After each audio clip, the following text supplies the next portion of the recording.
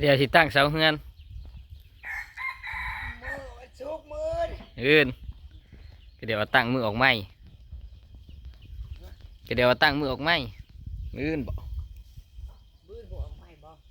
บ่แม่นมื้อนี้บ่เคยดับเมื่อคืนดับเมื่อคืนนี่รับมือนี่นะเมื่อคืนนี่แหละเฮ้ยรับเมื่อคืนออกไม่พอดีใกล้เคียงกันอยู่มื้อนี้แล้วออกใหม่มื้ออื่น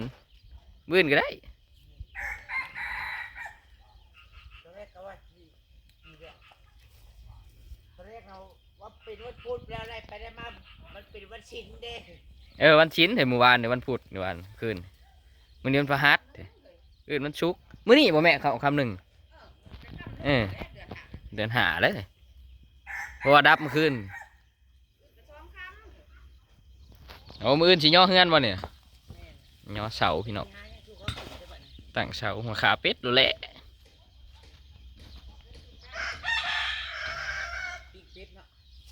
อำมาลาสิย่อเสาเฮือนเลยเด้อทุกคนมื้ออื่นโอ้ยปิ้งเป็ดปิ้งไก่ก็เหลือเฟือแหละเสาบ้านได้ซะยังบ่ทันมาส่งบ่มื้ออื่นเขาเอามาเลยเนาะของบ้านใดบ่ของบ้านใดน่ะบ้านน้องทุ่งแถวบ้านน้องทุ่ง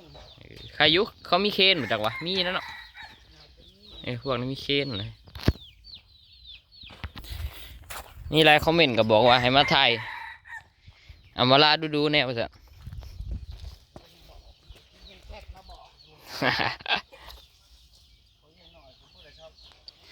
บ่มีเวลาพี่น้องเอ้ย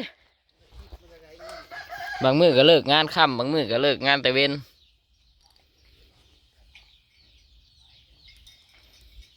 บางมื้อก็จนมืดแล้วก็มาก็บ่ได้ขึ้นมาบ้านเมื่อนี้ก็เลยขึ้นมาเนาะชีว่างๆก็บ่ว่างดอกลาพักเองแล้วมันเมื่อยพี่น้องน้องน้ำนะยังเต้นแซวอยู่แม่กระชอนบ่เฮาได้ยินเสียงเขียดจีน่าห้องอย่าคือฝนตกไหมนี่เอ้าเอามาล่าเอาเขียดจีน่ามาปล่อยบ่นี่มันห้องกระดำลงไปนึงนี่อันนี้แม่งซ้อนอยู่เนาะพญาไข่เอายังก็คืนห้องแซวอยู่อย่าคือฝนตกไหมยังวะนี่นะเขามามันก็ใส่อยู่ได้มาล่ะก็บ่ได้ขุ่นไข่เขียดมาไข่ใช่แล้วนะอู้ยมันสิขึ้นว่าน้ำมาใหม่บ่ปล่อยบนมือมันขึ้นซึมเลยท่านนี่เดี๋ยวมันซึมเนาะเอ้าเจ้าบ่ได้ปูปิดเด้ตัวพืชนี่เป็นดินนะว่าแล้วมันก็ขึ้นมาห้องแล้วเขียนแต่ว่าน้ำก็ใช้งามอยู่ทุกคนเลยเพราะว่าพายางนะคือปูแต่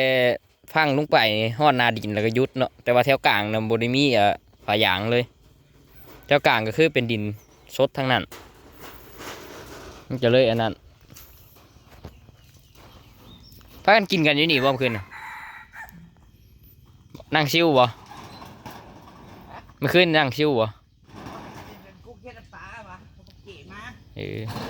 เห็นแต่พอละเสร็จหาเราตุนสิรับเลยเอาเราตุนสินอนเลยพอละเสร็จลงไปบ่ได้ขึ้นมาขึ้นว่าย่อขึ้นว่าเจ้าสิย่อเฮือนได้มื้อนี้มืนพี่เจ้ามืออื่นนะทุกคนเงาเป็นทางการอาชีพเลื่อนเลยนะจ้า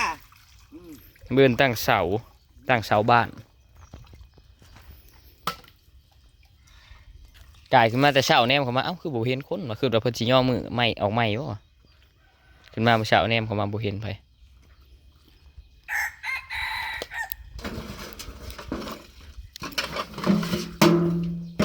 ก็คือเป็นมืออื่นแปลว่าถ้าเฮาอันนี้สามารถสิโอเคอยู่ว่ะเนี่ยเฮาจองูแล้วปลูกนี่เป็นอีหยังก็บ่ได้ขาดบ่ได้อันนั้นอย่างแต่วันนั้นแล้วน้ำมันสิซึมเข้าอันนี้ผาอาจจะอันตรายบัดเทื่อน้ำมันซึมเข้าไปมันรูเด้มันแหละคือว่าแล้วมันก็ลงพื้นหมดแล้วอย่ามันย่อยลงไปเลยเนาะอย่ามันย่อยลงนั่นแหละปลูกไว้นั่นนี่น่ะดีแล้วถมคลองไว้เขาคุมปากมันเนาะคุมปากมันคุมปากว่ามันสิไปเฮาได้เฮาใช้เด้อดิเด้อให้มันผ่านปีนี้ไปก่อน ปีหน้าเขาว่าไป เห็นอยู่ถ่ายคลิปลงให้เบิ่งเหมือน เบิ่ง บ้านสวนเขาคักขนาดนี้ ป่าต้นไม้ก็ขึ้นแล้วโอเคมันทุกอย่างมันก็มันดูสบายหูสบายตาเนาะ นี่ต้นมะพร้าวคักกันเลยของเจ้านี่ก็ถาเบิ่ง ถ้าเฮาเป็นคนบ้านนอกก็จริงนะเวลาเห็นได้สัมผัสอยู่แบบนี้ก็ยังมีความสุขเนาะ เหมือนก็ถือว่าโอเคอยู่เลยพี่น้อง ในเมืองเด้อ แต่ว่าเฮามาล่าต่อไปมันก็สิเป็นแบบนั้นแหละถ้าปลูกหลายๆต้นพร้าวนะมันก็ใช้เวลาบ่เฮิงแต่ว่าเพิ่มต้นพร้าวมันแล้วขึ้นเพราะว่ายังมันบ่ตายมันดึงน้ำได้ดีเด้ต้นพร้าวนะน้ำมันอยู่ใกล้ อีกอย่างหากมันก็สิดึงอันนี้ อืม เนาะ แม่นน้ำมันก็สิชุ่มตลอด บอกโอ้ยสงกรานต์เป็นคือสิบ่ได้เล่นน้ำแล้วป่ะ สิไปใช้บัด งานเรามีแต่งานบุญมีแต่งานบุญ บุญเลยใกล้สิฮอดแล้วบุญบังไฟบ้านเฮาบุญบังไฟแล้ว เวียง แล้วก็สงกรานต์ เวียงจ้า แฮทเธอ จองตัวไว้เรียบร้อยแล้ว สิขึ้นหาบ่เชื่อ แม่ก็สิเดินน้ำพอเสือ โอ้ปีนี้มาลาสิขึ้นพุ่นเด้อทุกคนเลย พี่เดียวเพิ่นลงมาเนาะ ปีแล้วนี่บ่เชื่อลงมา ปีแล้วนี่เฮาเฮาก็ได้อยู่เล่นนะนั่นเนาะปีแล้วหลังสงกรานต์เฮาจังได้ลงแม่นเนาะปีนี้ก็สิฮอดอีกแล้วพี่น้องเอ้ย เป็นวันที่11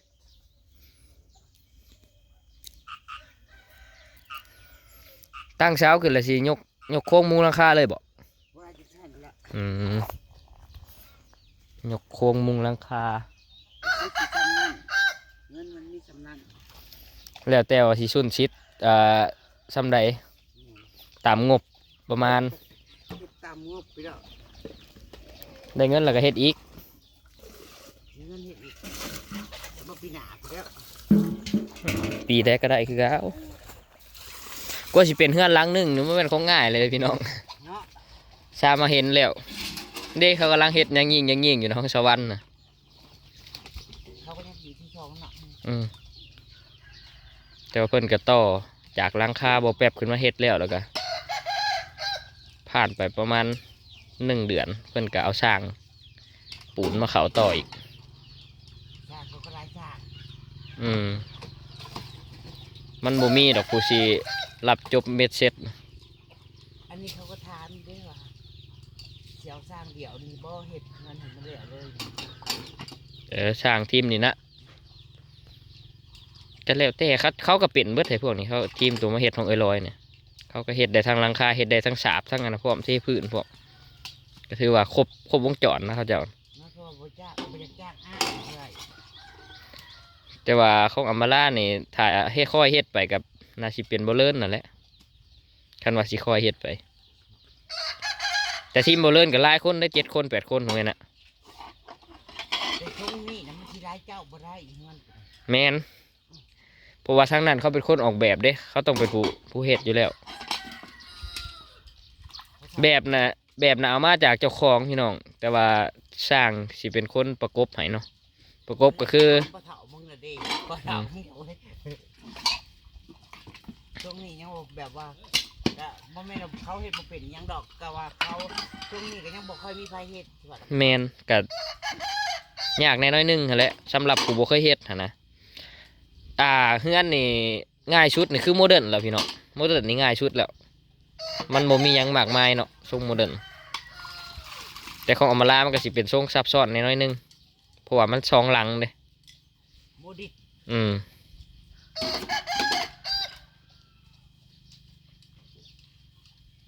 แต่ว่าทีมเหมือนโบแปรเพชรกับ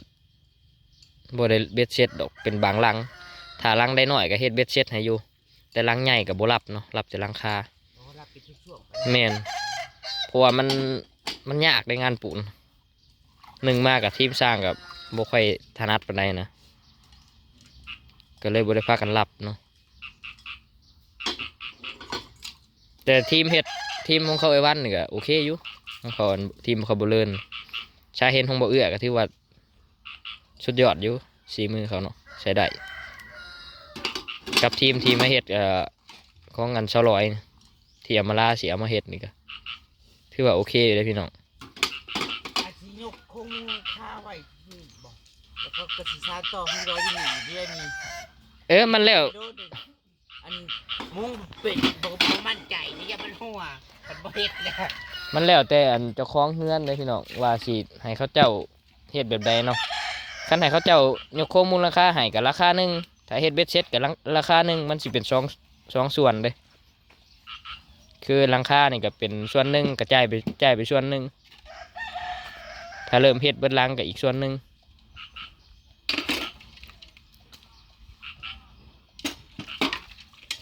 ถ้าเบิ่งของอำมาลาอยู่พี่น้องมันสิเป็นแบบใด หารุ่นอยู่บ่ ทรงที่นั่งเอาให้เบิ่งก็ถือว่าโอเคอยู่แถวบ้านนี่แบบบ่ทันมีเลย ถ้าเฮายกโค้งมูลค่ามันก็สิผ่านไปอีกระดับหนึ่งแล้วเนาะ แมนที่มันว่าน้ำเพื่อนนี่จุดนักที่สุดนี่ก็คือยกโค้งมูลค่านี่แหละ แล้วหมอจะมีพื้นฐานแล้วไว้แล้ว พอเฮ็ดไปเงินกับเบิด เก็บไปเท่าละหน่อย เงินทั้งที่เก็บมาน่ะทอนมาจะเบิดไปเรือ37เหรียญในบัญชีนั่นเดือนนี้นั่นอืม ถอนออกมาอันสิใช่ตัวนี้นะทั้งเสาเฮ้ยทั้งเสาทั้ง เพราะว่าสร้างเฮาสร้างมันบ่แม่นเป็นงานบริษัทเด้พี่น้องเขาต้องเบิกเป็นงวดๆไป แมน เบิกไปซื้อของ หนึ่งมากอะเล็กพวกเล็กพวกหยังนี่เฮาเป็นคนซื้อเองนะพี่น้องโมแมนเขาเจะเอามามีแต่เฮาเอาเงินให้เขาเนาะเขาเจ้าสิไล่เองแล้วก็ดึงมาเอง ถ้าเฮาไปหาซื้อเล็กมาเองเนี่ยยากดีแล้วให้เขาเจ้าเอามาเองจังบ่ได้ใช้สมองหลายมีแต่มาให้เขาเจ้าเฮ็ดรถง่ายดีเฮาจังบ่ได้ต้องไล่น้ำนู่นนี่นั่นพี่น้องเอ้ย เฮาเห็น ก็บ่ยาก เอ้ยคุณดูเขาบ่จัด แต่ตอนมาเฮ็ดของชาววันนี่ก็คือ ดึงมาเองเบิดเล็ก แต่ว่าเบิดซ้ำได้ก็ไล่กันตามนั้นเนาะแต่ว่าบ้านเฮาคู่มือมันบ่อยากมีโครงใหม่แล้วพี่น้องมีแต่โครงเล็กแล้วช่วงนี้ก็น้ำมันก็แพงคลองก็ขึ้นแน่ก็สิแพงแน่หั่นแหละน้ำมันก็หาซื้อทำบ่ได้สำเร็จถ้าปั๊มหน่อยนี่ปิดไปเลย โอ้ยแม่นแถวเวียงคือกัน เขากักน้ำมันแล้วเดี๋ยวนี้ ต้องได้ถ่าได้รอดได้เรียกคิวพุ่น ปั๊มได้มีนั่นต่อไปเด้ออีหยังก็สิขึ้นโอ้ยมาเฮ็ดบ้านช่วงดูแลของแพงพี่น้องเอ้ย ไปฮอดไซบุนี่ จากน้อยค่าสร้างเขาก็สิเบิกเพิ่มขึ้นไปอีกแล้วเที่ยวแต่ละมืออีกน้ำมันแพงหาน้ำมันโมมีอีก นี่กลัวมึงเองน่ะ สร้างมาสร้างไก่ซะพี่น้องเลย ไก่พี่น้องเอ้ย เขาเจ้าอยู่ บ้านเขาเจ้าพูน อยู่บ้านนง ถ้าไปปากช่อง อยู่หน้องบัวท่าอยู่ติดริมท่าพู้พี่น้องเขาเจ้าก็เที่ยวขึ้นมาแต่ละมือ เอาเขาไล่ชุดกันคืนน่ะในเมืองน่ะคืนเงียบรถชิเลนก็บ่มี ร้านอาหารก็เงียบสิเจ๊งไปเป็นแถบ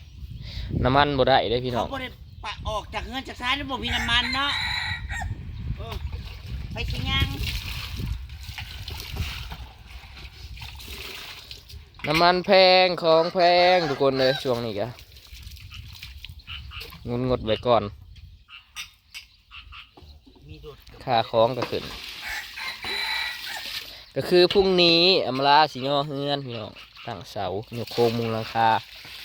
รอชมอยู่ทางคลิปเพื่อนพี่น้องมาเฮานี่ก็สิได้ขอเก็บภาพบรรยากาศไว้ชมนี้ทุกคนไปแล้วพอกันคลิปหน้าสบายดีมื้ออื่นถ้าบ่ได้ไปใช้ก็สิขึ้นมาเบิ่งน้ำอยู่ ปิ้งเป็ด ทีมสร้างสิเข้ามามื้ออื่นพี่น้องพูดละขึ้นว่ามื้อนี้เด้ขึ้นมาผมบ่เห็นผู้ใด ก็เห็นแต่ FC นะบอกให้บ่แป๊บมาเล่นน้ำมาถ่ายคลิปไปนำกัน เพิ่นก็ยามเพิ่นว่างพี่น้อง ยามว่างน่ะขึ้นมาได้อยู่พี่น้องเพราะว่าทางนี้ก็ไปเฮ็ดงานแต่ละมื้อก็ตื่นมากินข้าวเช้าแล้วก็ไปเนาะค่ำผู้มากินข้าวไปแต่เฮือนแล้วก็เที่ยงก็เฮ็ดกินอยู่พุ่นยามมื้อแลงก็มากินข้าวอยู่บ้านว่างๆก็ขึ้นมาอยู่เนาะ